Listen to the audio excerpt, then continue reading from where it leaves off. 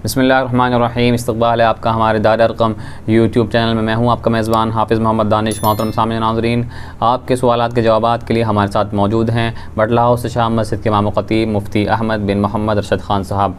जी मुफ्ती साहब, अब्दुल क़दीर भाई खुला से मालूम करते हैं, एक शख्स शव्वाल के नफली रोज़े रख रहा था, एक रोज़ा किसी उज़्र की वजह से आधे दिन में तोड़ दिया, तो उसका क्या कफ़ारा होगा?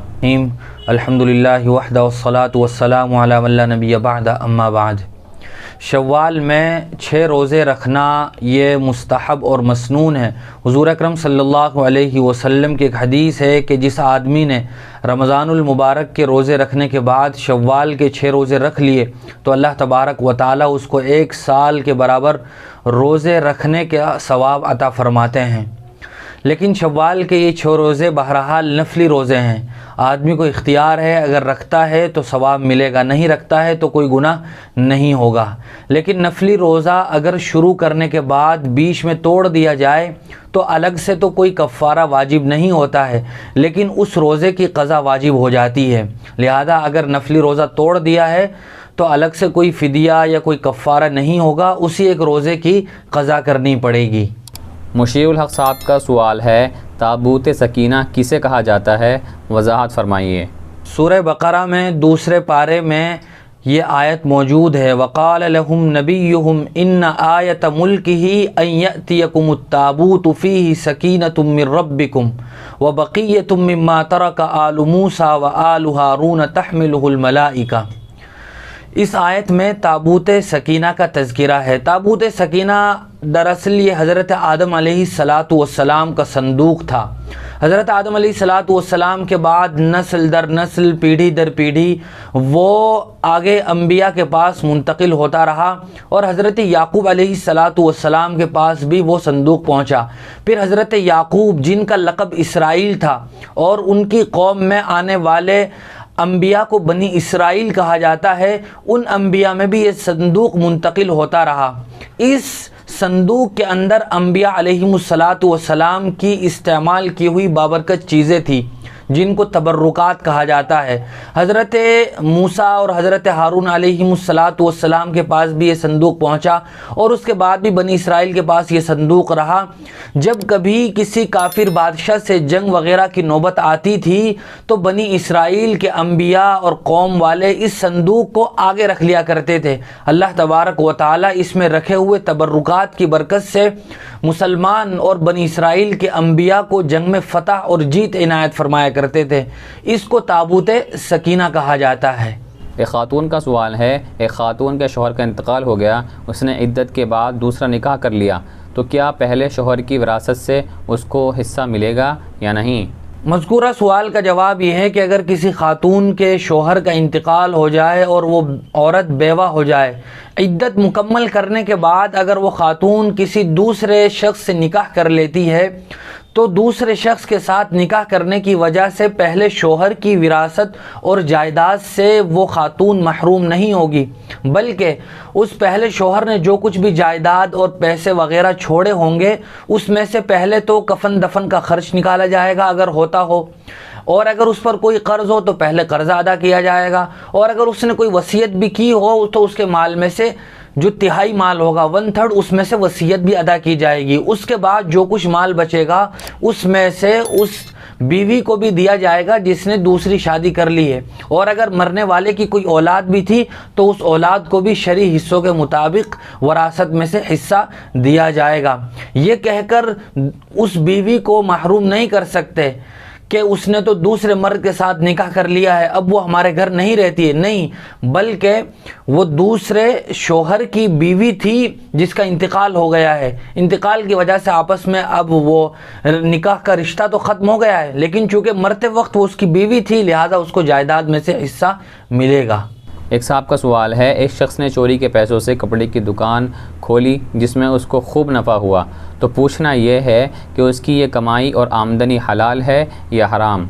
अव्वलन तो आदमी को इस बात की कोशिश करनी चाहिए कि मेरे माल में किसी भी किस्म का किसी दूसरे का कोई नाहक हिस्सा मौजूद ना हो, और ऐसे जायज़ और हलाल पैसों से अपने कारोबार का आगाज़ किया जाए, बिजनेस शुरू किया जाए, ताकि उसमें ज़्यादा से ज़्यादा खैर व बरकत बाकी रहे और औलाद पर भी उसके कोई मनफी असरात न पड़ें। लेकिन अगर किसी आदमी ने चोरी कर ली थी और उन चोरी के पैसों से उसने अपना कोई कारोबार शुरू किया, तो इस आदमी के लिए ज़रूरी है कि जितने पैसे इसने चुराए थे वो सारे पैसे उस आदमी को वापस करे जिसके चुराए थे। अगर वो आदमी दुनिया में मौजूद नहीं है तो उसकी औलाद या उसके वारिसीन दुनिया में मौजूद हों तो उनको इतने ही पैसे वापस किए जाएं जितने पैसे उसने चुराए थे।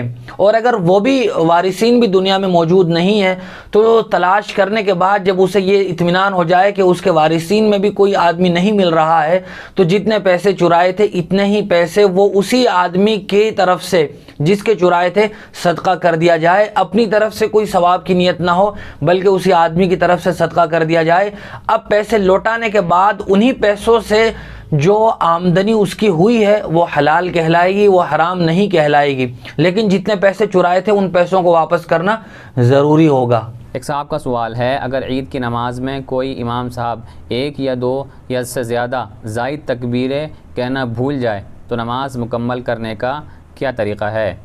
ईद और बकरीद की नमाज में 6 ज़ायद तकबीरें कहना ये वाजिब है। पहली रकात में 3 तकबीरें तो सना पढ़ने के बाद कही जाती हैं और दूसरी रकात में 3 तकबीरें वो सूरह फातिहा और सूरत को मिलाने के बाद रुकू में जाने से पहले कही जाती हैं। ये 6 ज़ायद तकबीरें वाजिब हैं और वाजिब अगर नमाज में छूट जाता है तो उसकी वजह से सजदे सहव वाजिब होता है। लिहाजा तकबीरें छूटने की वजह से सजदे सहव वाजिब हो गया।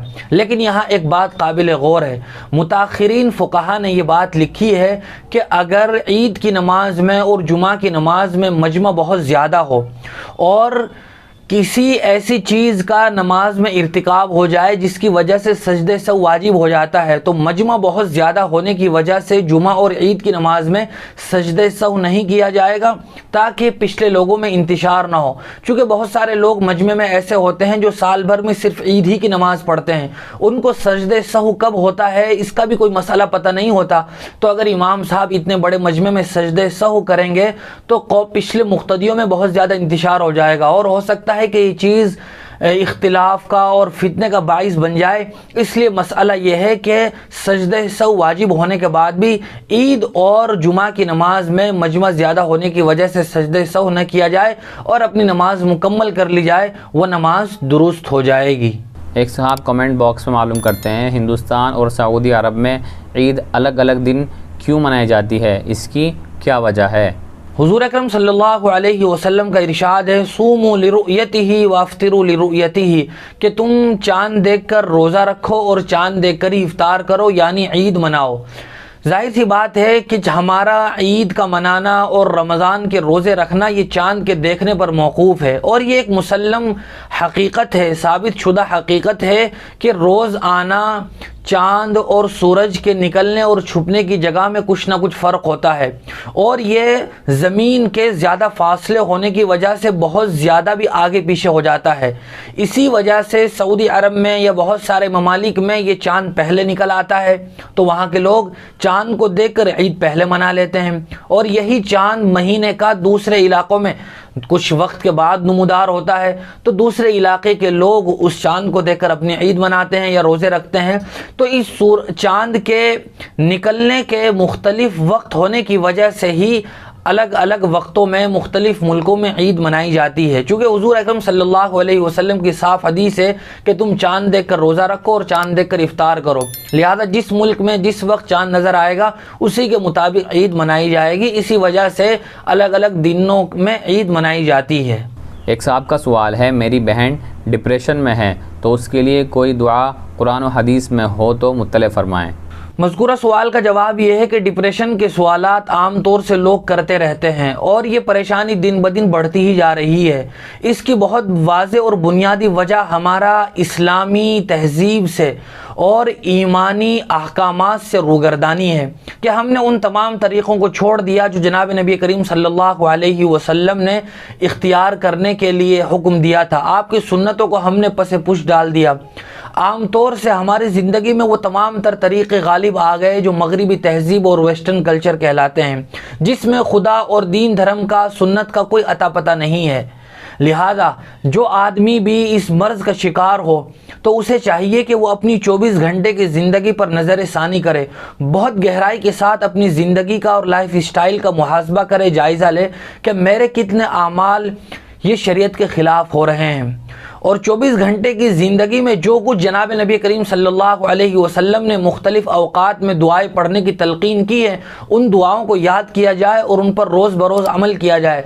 सुबह की क्या दुआएं हैं, शाम की क्या दुआएं हैं, सोने से पहले की बात की, खाने से पहले की बात की, मस्जिद में जाने की, आने की, सोने से पहले की बात की, ये सारी दुआएं जो हैं इन दुआओं को याद किया जाए और वक्त वक्त पर इन दुआओं के पढ़ने का अहतमाम किया जाए और नमाज के फ़रीज़े की अदायगी का बहुत अहतमाम किया जाए। इसी तरह दुआएं भी मुख्तलिफ़ किताबों में लिखी हुई, जिनमें एक मशहूर दुआ ये है, रब्बि इश्रह ली सदरी वयस्सिर ली अमरी वहलुल उक़दतम मिन लिसानी यफ़क़हू क़ौली। जब मौका मिले आदमी इस दुआ को भी पढ़ता रहे। 16वें पारे में ये दुआ सूरह ताहा के दूसरे रुकू के शुरू में मौजूद है, लिहाजा इस दुआ को भी पढ़ने का अहतमाम करता रहे और अपनी ज़िंदगी पर नज़र सानी करे। जो काम खिलाफ शरीयत हो उसको तर्क कर दे और सुन्नतों को अपनाने की कोशिश करे तो बहुत जल्द आदमी इस डिप्रेशन या जहनी इंतशार से निकल आएगा। बहुत शुक्रिया मुफ्ती साहब आपका। इसी तरह की मज़ीद मसाइल की जानकारी के लिए आप हमारे दार अरक़म यूट्यूब चैनल को सब्सक्राइब करें, वीडियो की नोटिफिकेशन के लिए बेल आइकन को दबाएं, वीडियो को लाइक करें, सदक़ा जारी की नियत से वीडियो को शेयर भी करें और इसी तरह अपने सवालात हम तक पहुँचाते रहें। जज़ाकल्लाह।